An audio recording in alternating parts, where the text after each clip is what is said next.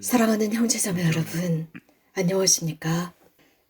교회의 역사 속에서는 공적 전례를 무시한 채 개인적인 신심만을 강조하는 무리들이 등장하곤 했습니다. 즉 공적인 전례를 경시하거나 무시하는 것입니다. 단지 자신들의 영적인 면만을 강조하는 무리였습니다. 이러한 형태는 종종 자신들의 영적인 면만을 중요시합니다. 뿐만 아니라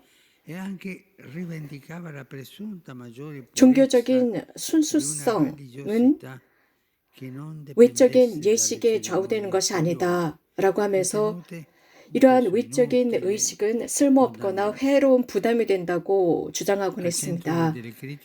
그러면서 이 비판의 중심에는 어떤 특정한 의식의 형태나 혹은 어떤 특정한 방식의 예식이 중요한 것이 아니라 전례 자체라고 했습니다.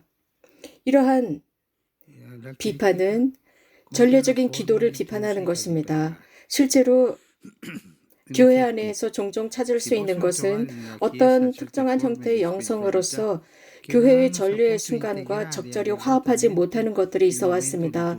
많은 신자들이 열심히 예식에 참여합니다. 특별히 주일 미사에 참여하면서도 자신들의 신앙과 영성 생활을 위한 영적인 양분을 전례로부터 찾지 못하고 다른 원천으로부터 찾곤 했습니다. 예를 들어서 신심들에서 찾곤 했습니다. 최근 수십 년 동안 많은 일이 이루어졌습니다. 제2차 바티칸 공회의 전례 헌장에서는 이런 오랜 여정을 각각 잘 설명해주고 있습니다. 그래서 완전하고 조직적으로 설명하면서 전례 생활의 중요성, 신자들의 생활에 있어서의 전례의 중요성을 강조하고 있습니다. 그럼으로써 객관적인 중재의 필요성입니다. 이것은 예수 그리스도께서 명령하신 것으로서 이데아가 아닙니다. 어떤 느낌이 아닙니다. 살아계신 한 분으로서 그분의 신비는 역사 안에 들어오셨고 현존하십니다. 그리스도교 신자들의 기도는 구체적인 중재를 통해서 이루어집니다. 성경과 성사들과 종교적인 예식과 공동체입니다. 그리스도인의 신앙 생활은 어떤 유기적인 물질이나 유기적인 신체로부터가 아니라 예수 그리스도 자체가 구원의 길이 되어주셨기 때문입니다. 그래서 이렇게 말씀드릴 수 있습니다. 우리는 지금 몸입니다. 이 몸이 기도 안으로 들어갑니다. 그럼으로써 영성 생활이 전례 예식의 거룩한 신비를 거행하는 전례 예식의 바탕을 둔 신자 영성 생활은 존재하지 않습니다. 카톨릭 교리서는 우리에게 이렇게 가르치고 있습니다. 교회 성사 전례에서 구원의 신비를 선포하고 구현하며 전달하는 그리스도와 성령의 사명은 기도하는 마음 안에서 계속 지속되고 있다라고 했습니다. 전례는 그 자체로서 그저 자발적인 기도로 끝나는 것이 아니라 그 이상의 것입니다. 그 이상의 원천적인 것입니다. 모든 그리스도인의 경험을 바탕으로 하고 있습니다. 그래서 기도도 그렇습니다. 전례는 사건입니다. 일어난 사건, 현존하는 만남입니다. 현존하시는 그리스도와의 만남입니다. 그리스도께서는 성령을 통해서 성사적인 표징 안에 현존하십니다. 여기에서부터 우리 신자들은 이러한 신성의 신비에 참여해야 합니다. 그리스도교 신자라고 하면서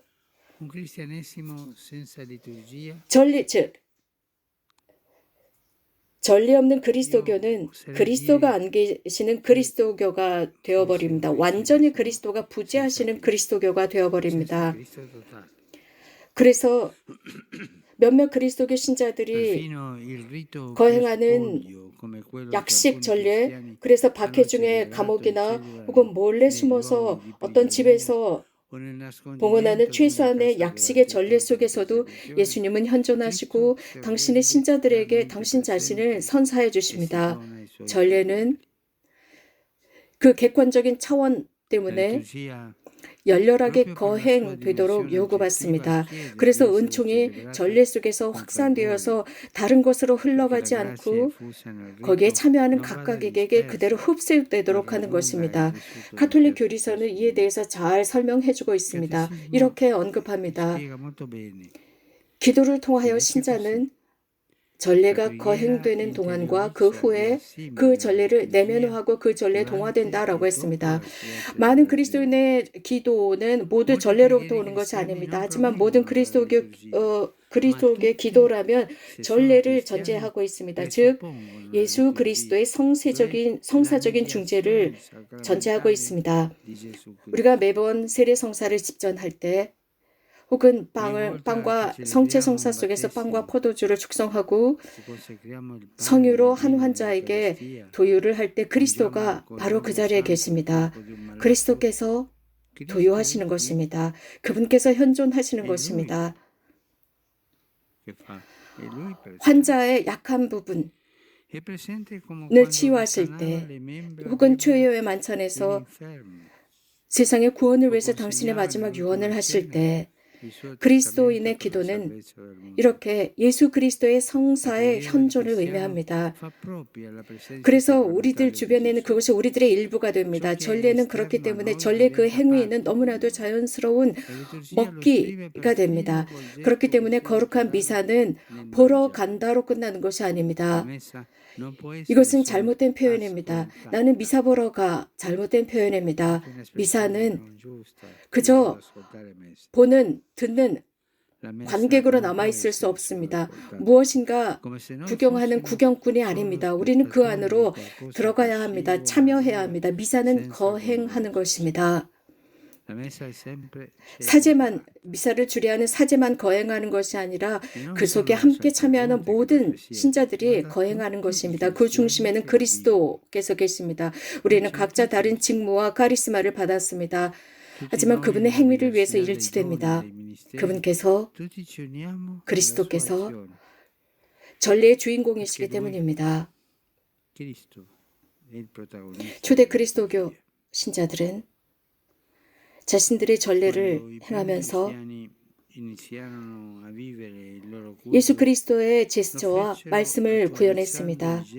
그래서 성령의 빛으로 이렇게 함으로써 자신들의 삶이 그 은총에 도달하고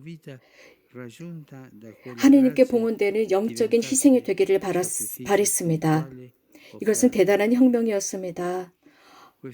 바오로 성인께서는 로마인들에게 이렇게 전했습니다. 여러분의 몸을 하느님 마음에 드는 거룩한 산제물로 바치십시오. 이것이 바로 여러분이 드려야 하는 합당한 예배입니다. 라고 하셨습니다. 우리 삶은 하느님께 드리는 합당한 예배가 되어야 합니다. 하지만 기도하지 않는다면, 즉 전례적인 기도를 하지 않는다면 불가능합니다. 이러한 생각이 우리 모두를 도와주기를 바랍니다. 여러분들이 주일 미사에 참여하셨을 때 공동체와 함께 기도하러 가는 것입니다. 현존하시는 그리스도와 기도하기 위해 주일 미사에 참여합니다. 세례성사에 참여할 때 예를 들겠습니다.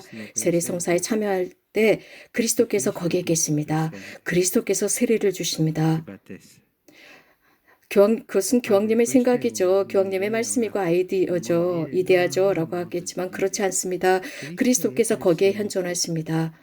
전례 안에서 여러분은 그리스도와 함께 기도하시는 것이고 그 곁에 계시는 그리스도와 기도하시는 것입니다.